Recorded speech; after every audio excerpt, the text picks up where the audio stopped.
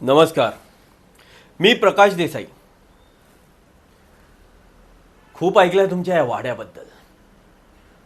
म्हणूनच गायत्री मॅडम जेव्हा मला म्हणाल्या की हा वाडा विकायचा आहे, मी वेळ न घालवता लगेच आलो. तेजस प्रभू, तुमची सही राहिली यावर. लगेच करून टाका आणि हा वाडा आम्हाला द्या. नाही नाही, असाच द्या असं नाही म्हणत आहे. तुम्ही मागाल ती रक्कम द्यायला आम्ही तयार आहोत. तुम्ही फक्त किंमत सांगा. माफ करा तेजस प्रभू. ह्या पवित्र वाड्याचा मी व्यवहार करायला निघालो होतो. किती मोठं पाप होता होता राहिलं माझ्या हातून. तुमच्या या कीर्तनाने माझे डोळे उघडले.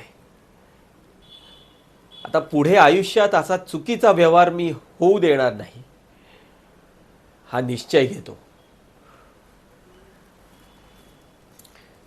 गायत्री मॅम, मी हा व्यवहार करू शकत नाही.